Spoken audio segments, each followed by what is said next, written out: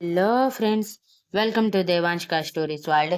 ఇప్పుడు మీరు వినబోతుంది మనసు మాట విందో స్టోరీలో 48వ భాగం.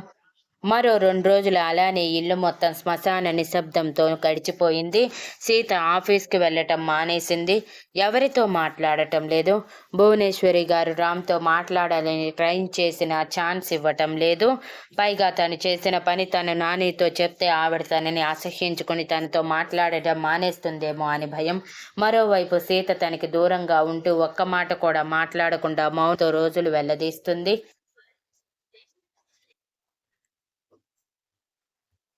భోజనం ప్రతి పూట కూడా సీతకి రూమ్కి వస్తుంది, కానీ సీత మాత్రం అందరిలోకి రావటం లేదు. మరోసారి భువనేశ్వరి గారు సీతని అడిగి నిజం తెలుసుకోవటానికి ప్రయత్నించారు, కానీ సీత చెప్పలేదు. అటువైపు రామ్ ఏం జరిగిందో చెప్పక, సీత చెప్పక, ఇద్దరి మధ్య దూరం క్లియర్గా కనిపిస్తూ ఉంటే ఇంటిల్లు పాది ఏం జరిగిందో అర్థం కాక కొంచెం టెన్షన్ పడ్డారు. నిరోష మాత్రం తనకి పెళ్లి ఫిక్స్ అయ్యి మరో నెల రోజుల్లో పెళ్లి ఉందనగా ఈ సిచ్యువేషన్ చూసి సంతోషించింది. ఇది ఒక రకమైన సైకోటిక్ హ్యాపీనెస్ ఏమో, కానీ వాళ్ళిద్దరూ దూరంగా ఉంటుంటే నన్ను కాదని ఆ సీతని నెత్తికెక్కించుకున్నావు కదా బావా, ఇప్పుడు ఎలా సంతోషంగా ఉంటావో నేను చూస్తాను అని కోపంగా అనుకుంది. తనకి ప్రత్యేకంగా ఎవరి మీద కోపం లేదు, కానీ తనకి దక్కని ఆనందం సీతకి దక్కటం ఏమాత్రం నచ్చలేదు. తనని కాదని అందరూ సీతకి ఓటు వేయటం, ఆఖరికి తన అన్నయ్య తండ్రి కూడా సీత వైపే నిలబడటం, అప్పటి వరకు తన వైపు నిలబడిన పిన్ని కూడా సీత వైపే వెళ్ళిపోవటం అన్నీ సీత మీద కోపాన్ని తెప్పించాయి.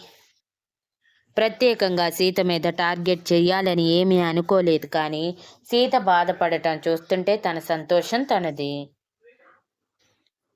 ఇక స్పందన వాళ్ళు సీతతో మాట్లాడాలని ప్రయత్నించిన రామ్ రూమ్లోకి వెళ్ళే అవకాశం లేక, వెళ్దామనుకున్న రామ్ కోప్పడతాడేమోనని భయంతో రూమ్ బయటే ఉండి సీతని పిలవటానికి ప్రయత్నించారు.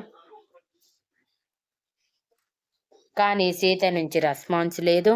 వాళ్ళు ఎంత డోర్ కొట్టినా సీత చెవిటిదానిలాగే ఒక్క మాట కూడా మాట్లాడకుండా శూన్యంలోకి చూస్తూ ఉండిపోయింది.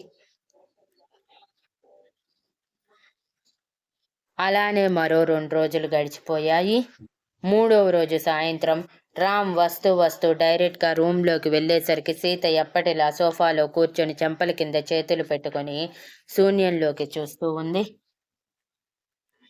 తనని చూసిన రామ్ ఇరిటేటింగ్గా డోర్ క్లోజ్ చేసి తన ల్యాప్టాప్ బ్యాగ్ ఓపెన్ చేసి సీత మొహం మీద కొన్ని పేపర్స్ విసిరేశాడు. అవి ఏంటో అర్థం కాకపోయినా వాటితో తనకేం సంబంధం లేదన్నట్టు మౌనంగా ఉంది సీత. ఏయ్, ఆ మొహం పెట్టడం ఏంటి? ముందు అవి చదివి అందులో సైన్ చెయ్యి అని రామ్ గంభీరంగా అరవటంతో సీత ఒక్కసారి కళ్ళెత్తి రామ్ వైపు చూసి మౌనంగా కింద పడిన పేపర్స్ అన్నీ తీసి టేబుల్ మీద పెట్టి ఒక్కొక్కటి చదవటం మొదలుపెట్టింది. ఒక్కొక్కటి చదివే కొద్దీ తన కళ్ళు సంద్రాలయ్యి చివరి పేజ్ మొత్తం చదివాక కన్నీళ్లతో తలపైకెత్తి రామ్ వైపు చూస్తూ ఒక్క మాట కూడా మాట్లాడలేదు, కానీ కళ్ళతోనే ఇదంతా ఎందుకు అన్నట్టు ప్రశ్న విసిరింది. నువ్వే కోరుకున్నావు కదా సీత, నీ పుట్టినరోజు నుంచి నీ ప్రతి కోరిక తీర్చాలని నేను ఎంతో ఆరాటపడ్డాను. అందుకే నీ కోరిక ప్రకారం ఇదిగో ఇలా పేపర్స్ రూపంలో తీసుకువచ్చాను. నీ పుట్టినరోజు జరిగిన తర్వాత నువ్వు కోరుకున్న ఒకే ఒక కోరిక, రామ్ గారు నన్ను వదిలేయండి, నా నుంచి దూరంగా వెళ్ళిపోండి అని. వెళ్తున్నాను సీత, అందుకే వాటి మీద సైన్ చేశావంటే మన ఇద్దరం నువ్వు కోరుకున్నట్టు మ్యూచువల్ అండర్స్టాండింగ్ మీద డివోర్స్ తీసుకోవచ్చు అని అనగానే సీత ఏడుస్తూ, నేను కోరుకున్నాను రామ్ గారు, నిజం తెలియనంత వరకు ఆవేశపడ్డాను, ఒప్పుకుంటాను. మీరు నా విషయంలో తప్పు చేసిన గొంతెత్తి ఎందుకు ఇలా చేశారు అని అడగలేదు. అందరితో మీరు ఇలా చేశారని చెప్పలేదు. ఎందుకు ఎందుకు నా బంధాన్ని నిలుపుకోవాలనే కదా. తాళి లేదు. మీ నాన్నమ్మ గారు తాళి కోసం అడిగితే ఏ సమాధానం చెప్పాలో కూడా తెలియటం లేదు. ఈ రూమ్లోనే ఇన్ని రోజుల నుంచి గడిపేస్తున్నాను. కనీసం ఒక్కసారి కూడా అనిపించలేదా రామ్ గారు, సీత తన సర్వస్వాన్ని కోల్పోయింది, కనీసం ఇప్పటికైనా తనతో మాట్లాడదామని అని దీనంగా అడిగింది. రామ్ చేతులు కట్టుకొని, ఎందుకు మాట్లాడాలి సీత, నువ్వు చెప్పు. నేను మాట్లాడినా సరే నువ్వేమంటావు? మీరంతా కలిసి నన్ను మోసం చేశారు అంటావు. పదే పదే ఆ మాటలు వింటూ సంతోషంగా నవ్వుతూ, అవును సీత, నీ జీవితాన్ని నేనే నాశనం చేశాను అని చెప్పమంటావా అని అడిగాడు. ఇదంతా వదిలేయండి రామ్ గారు, మరి దీనికి మీ సమాధానం ఏంటి అంటూ తన ఫోన్లో వాయిస్ రికార్డర్ ఓపెన్ చేసి రామ్ ముందు పెట్టింది. అందులో రామ్ స్వాతితో, సరే స్వాతి, నువ్వు కోరినట్టే చేస్తాను. సీతతో మాట్లాడతాను, సీతని ఒప్పిస్తాను. తను డివోర్స్ ఇచ్చాకే నిన్ను పెళ్లి చేసుకుంటాను అని అన్నంత వరకే ఉంది. అదంతా విన్నాక రామ్ కళ్ళు చిన్నవి చేసి సీత వైపు చూస్తుంటే సీత ఏడుస్తూ, ఇది విని కూడా మిమ్మల్ని అడగాలి అనుకోలేదు రామ్ గారు. ఎందుకో తెలుసా, ఈసారి ఒకసారి ఇలానే పొరపాటు పడి మిమ్మల్ని నిందించి తప్పు చేశాను. మరోసారి తప్పు చేయకూడదు. ఎవరో చెప్పిన మాటలు నమ్మకూడదు. కళ్ళతోనే నిజాలు చూడాలి అనుకున్నాను. కానీ మీరు అన్నట్టుగానే డివోర్స్ పేపర్స్ తీసుకువచ్చారు అని మరోసారి అరుస్తూ ఉంటే రామ్ కోపంగా, you are not worthy for me Sita. Really ఎవరో చెప్పిన మాటలు ఇప్పటికీ వింటున్నావంటే నీ మనస్తత్వం ఏంటో ఇప్పుడిప్పుడే అర్థమవుతుంది. మొన్నటికి మొన్న ఆ స్వాతి అబద్ధం చెప్పిందని అంతలా గొంతు చించుకొని అరిచాను, కనీసం పట్టించుకోలేదు. ఏదైనా జరిగితే స్ట్రైట్గా నన్ను అడుగు సీత, ఏదైనా నేను సమాధానం చెప్తాను అన్నాను. అది చేయలేదు. ఆ రోజు ఆవేశంలో నేను చెప్పేది కూడా వినిపించుకోకుండా నాదే మొత్తం తప్పన్నట్టు తాళి తెంపి నన్ను చంపేశావు అని అంటే మీరు కూడా అంతే చేశారు రామ్ గారు. నేను ఆవేశంలో పొరపాటు చేస్తే మీరు ఆవేశంలో ఏకంగా నా మనసుని విరిచేశారు. అది మీకు అర్థం కాలేదా అని అంతే కోపంగా అరిచింది సీత.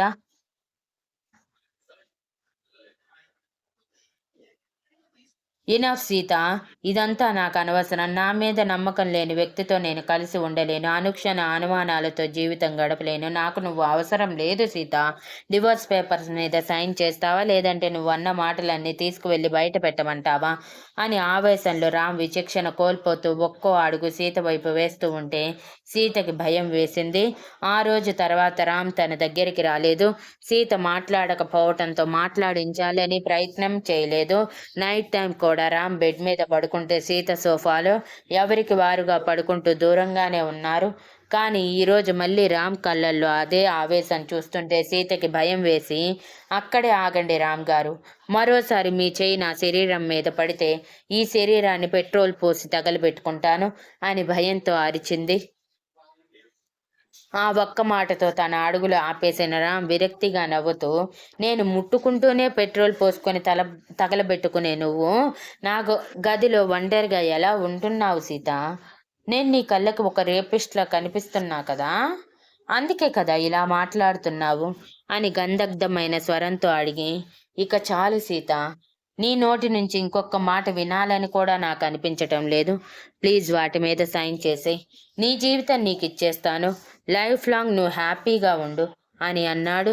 ఆవేశంలో మరోసారి రామ్ని బాధ పెట్టిందని అర్థం చేసుకున్న సీత మొహం దోసిలిలో దాచి ఏడుస్తుందే తప్ప సమాధానం చెప్పటం లేదు. రామ్కి ఇక అక్కడ ఉండాలనిపించగా, త్వరగా నీ సంతకం చేసి అక్కడ పెట్టేసే సీత అని చెప్పి అక్కడి నుంచి వెనక్కి తిరిగి చూడకుండా వెళ్ళిపోయాడు. అలా వెళ్ళిపోయిన రామ్ తర్వాత రోజు ఉదయం 7 గంటల టైంలో ఇంటికి వచ్చాడు. తను ఇంటికి వచ్చేసరికి ఇంట్లో అందరూ సీరియస్గా హాల్లోనే ఉండటం చూసి ఏమైందా అనుకుంటూ ఇప్పుడు అడిగే ఉద్దేశం లేక మౌనంగా లిఫ్ట్ వైపు నడిస్తే, కన్నయ్య ఆగు అని గంభీరంగా అన్నారు భువనేశ్వరి గారు. ఏమైంది నాని అంటూ రామ్ అసహనంగా ఆవిడ వైపు చూస్తుంటే, అసలు మీరేం చేస్తున్నారో మీకైనా అర్థమవుతుందా కన్నయ్య? సీత ఈ ఇంటి పెద్ద కోడలు. మరి ఈ ఇంటి కోడలుగా తన కర్తవ్యం నిర్వర్తిస్తుందా? మరో 4 రోజుల్లో మన నిరోషాకి పెళ్ళి ఉంది. పెళ్లి పనులు మొదలు పెట్టాల్సిన సమయం కూడా వచ్చేసింది.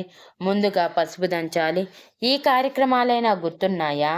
మీరిద్దరూ అసలు ఈ ఇంటి సభ్యులతో సంబంధం లేనట్టు మీ పాటికి మీరు మీ లోకంలో ఉంటున్నారు. ఏమైంది అని అడిగితే చెప్పరు. నువ్వైతే అసలు మాట్లాడే అవకాశం కూడా ఇవ్వటం లేదు కన్నయ్య. అసలు మీ ఇద్దరు సరిగా తిని 5 రోజులు అవుతుంది. అదైనా గుర్తుందా?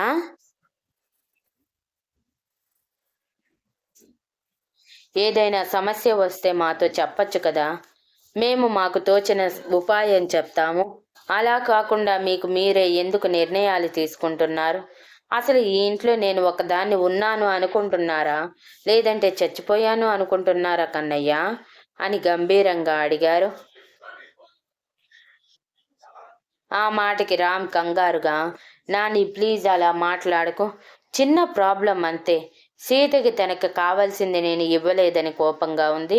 నేను వర్క్లో పడి ఆ విషయాన్ని మర్చిపోయాను. నిన్నే తనకి కావలసినవి ఇచ్చేశాను నాని. ఇప్పటి నుంచి తనకి నచ్చినట్టే ఉంటుంది. డోంట్ వరీ, నేను తనతో మాట్లాడి తీసుకువస్తాను. రేపే కదా పసుపు కొట్టే కార్యక్రమం. రేపటి నుంచి సీత ఈ ఇంట్లో జరిగే పెళ్లి పనుల్లో ఖచ్చితంగా పాల్గొంటుంది. ఇప్పటికైనా నన్ను వదిలేనాని, వర్క్ ప్రెజర్ హెవీగా ఉంది అని అసహనంగా చెప్పి తన రూమ్కి వెళ్ళిపోతే మిగిలిన వాళ్ళందరూ వెళ్తున్న రామ్ వైపే చూస్తూ ఉన్నారు. వాళ్ళకి క్లియర్గా కనిపించింది రామ్ కళ్ళల్లో అంతులేనంత బాధ. ఏనాడు రామ్ కళ్ళల్లో బాధ వాళ్ళు చూసింది లేదు. పుట్టి బుద్ధెరిగాక కేవలం తన నాన్నమ్మకి హార్ట్ అటాక్ వచ్చినప్పుడు మాత్రమే రామ్ చాలా భయపడ్డాడు, ఏడ్చాడు కూడా. కానీ మళ్ళీ ఎప్పుడూ ఏడ్చింది లేదు. దాదాపు 5 రోజుల నుంచి రామ్ మొహంలో నవ్వనేది లేదు. ఏదో కోల్పోయిన వాడిలా ఇంట్లో ఉంటే ముభావంగా ఉండటం, లేదంటే ఆఫీస్కి వెళ్ళి పని రాక్షసుడిలా పనిలో పడిపోవటం చేస్తున్నాడు. కనీసం నిషాన్కి కూడా మాట్లాడే అవకాశం ఇవ్వకుండా, కనీసం తన దరిదాపుల్లోకి కూడా రానివ్వకుండా తన చుట్టూ తనే గిరిగీసుకున్నాడు. అందువల్లే రామ్ సీతకి మధ్య ఏం జరిగిందో ఎవరికీ తెలియకుండా పోయింది. కనీసం భువనేశ్వరి గారు కూడా సీత ద్వారా తెలుసుకోలేకపోవటంతో రేపటి నుంచి సీత ఎలానో పెళ్లి పనుల్లో పాల్గొంటుంది కాబట్టి ఆ సమయంలో అడిగి తెలుసుకోవాలని నిర్ణయించుకొని ఇక ఎవరి పనులు వాళ్ళు చూసుకోండి అని చెప్పి వెళ్ళిపోయారు. రూమ్కి వెళ్ళిన రామ్కి సీత సోఫా దగ్గర కింద కూర్చొని తల సోఫాకి ఆనించి నిద్రపోతూ ఉండటం కనిపించింది. పైగా తన చెంపల మీద కన్నీటి చారికలు క్లియర్గా తను రాత్రంతా ఏడుస్తూ ఉన్నట్టు చెప్తూ ఉంటే పట్టించుకున్నట్టే ఫ్రెష్ అవ్వటానికి వెళ్ళిపోయాడు. రూమ్లో సడన్గా వినిపించిన నీళ్ల చప్పుడుకి ఉలిక్కిపడి లేచిన సీత ఒకసారి చుట్టూ చూసి వాష్రూమ్ నుంచి సౌండ్ వస్తుందని అర్థమై పైకి లేచి నిలబడింది. కానీ ఆ రూమ్లోకి రామ్ తప్ప ఎవ్వరూ రారని గుర్తుకు వచ్చి, రామ్ గారు వచ్చేశారా, నిజంగానా అని అనుకుంటూ రామ్ గారు అని వాష్రూమ్ వరకు వెళ్ళి డోర్ మీద కొట్టి పిలిచింది. కానీ రామ్ అనంతమైన ఆలోచనలతో తనని తాను మర్చిపోయి సీత పిలుపు చెవికి ఎక్కించుకోలేదు. మరోసారి సీత గట్టిగా పిలవటంతో డిస్టర్బ్ చేయకు సీత అని కళ్ళు మూసుకొని గంటపాటు షవర్ కింద ఉండిపోయాడు. గంట తర్వాత టవల్ కట్టుకుని డ్రెస్సింగ్ రూమ్ వైపు వెళ్తూ సీత సోఫాలో కూర్చొని చేతులు నలుపుకొని ఉండటం చూసి, ఏం మాట్లాడాలి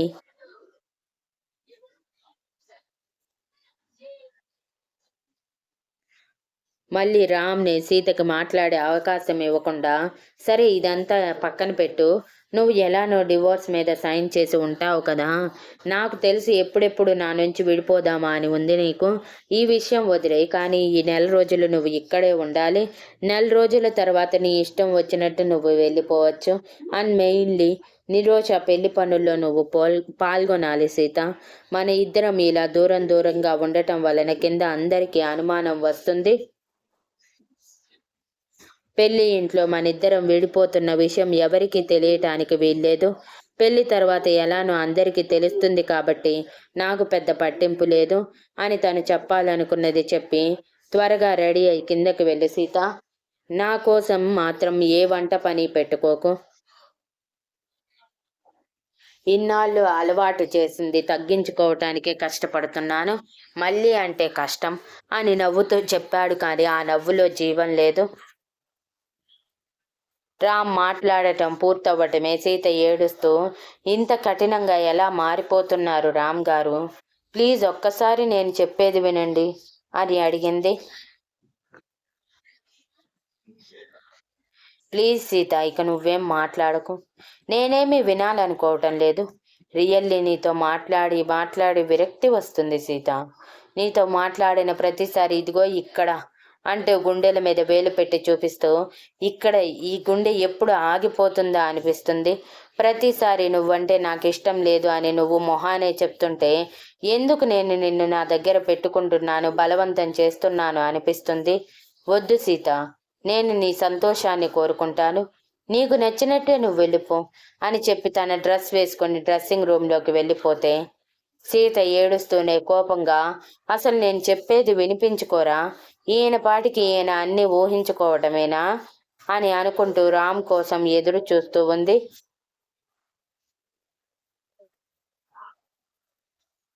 రామ్ డ్రెస్ వేసుకొని బయటికి వచ్చేసరికి సీత తనతో మాట్లాడటానికి ఎదురు చూస్తున్నట్టు కనిపించటంతో, ఇంకా ఏమైనా అనాలా అని అడిగాడు మొహంలో ఏ భావం లేకుండా. అవును అనాలి. నాకు డివోర్స్ వద్దు రామ్ గారు, నేను మీతో పాటే ఉంటాను అని అంటే, నిర్ణయం తీసేసుకున్నాను సీత, మార్చే అవకాశం లేదు. ఇకపై నువ్వు నాతో పాటు ఉండాల్సిన అవసరం లేదు.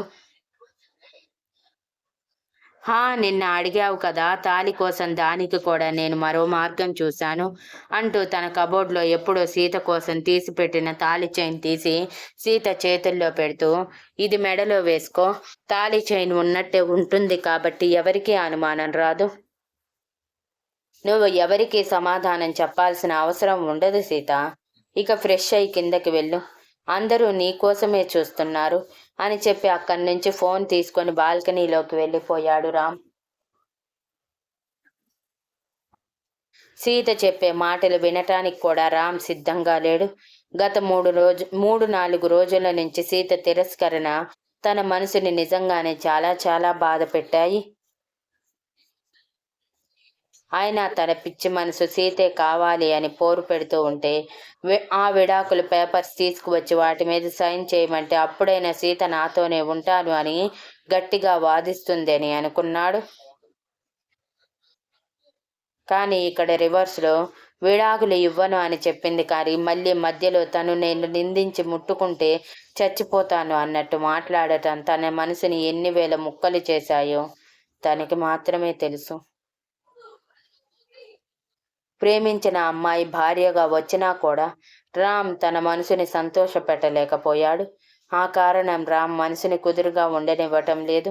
దాని గురించి ఆలోచిస్తూ కళ్ళు మూసుకొని అక్కడే రైలింగ్కి ఆనుకొని నిలబడిపోయాడు అనంతమైన ఆలోచనలలో. ఆ అనంతమైన ఆలోచనలలో తనకి ఒకటే కనిపిస్తుంది, సీత తన నుంచి దూరంగా ఉంటేనే సంతోషంగా ఉంటుందని. లోపల ఉన్న సీత మాత్రం ఏడుస్తూనే ఆలోచిస్తూ, ఇదంతా నేను చేసుకుందే. అప్పటికి రామ్ గారు చెప్తూనే ఉన్నారు, సీత నిదానంగా మాట్లాడు, ఏం జరిగిందో చెప్పు అని. కానీ నేను ఆలోచన మర్చిపోయి ఆవేశంలో ఆయన మనసుని చాలా బాధ పెట్టాను. ఎన్ని చేసినా ఆయన ఒప్పుకునేవారేమో, కానీ అనవసరంగా తాలి జోలికి పోయి ఆయన మనసులో నా స్థానాన్ని కుకటి వేలతో సహా పెకిలించి వేశాను. అంతా నేను చేసుకుంది అని తల కొట్టుకుంటూ ఏడుస్తూ ఉండిపోయింది. పావుగంట తర్వాత లోపలికి వచ్చిన రామ్కి కింద కూర్చుండిపోయిన సీత శూన్యంలోకి చూస్తూ కనిపించగానే మనసు బాధగా మూలిగిన పట్టించుకోకుండా త్వరగా రెడీ అయి కిందకు వెళ్ళి, సీత ప్లీజ్ ఈ ఒక్క నెల రోజులు అందరికీ నచ్చినట్టు ఉండు. కావాలంటే నీకేం కావాలన్నా ఇస్తాను. ప్లీజ్ సీత, నా కోసం కాదు, నా ఫ్యామిలీ కోసం, వాళ్ళ కోసమైనా కొంచెం పెద్ద మనసు చేసుకో అని బ్రతిమలాడుతూ ఉంటే సీత కళ్ళెత్తి రామ్ వైపు చూసి విరక్తిగా నవ్వి మౌనంగా లేచి తన చీర తీసుకొని వాష్రూమ్లోకి వెళ్ళిపోగానే రామ్కి ఇక అక్కడ ఉండబుద్ధి కాక బయటికి వచ్చేశాడు. Thank you for listening and please like, share, comment and subscribe.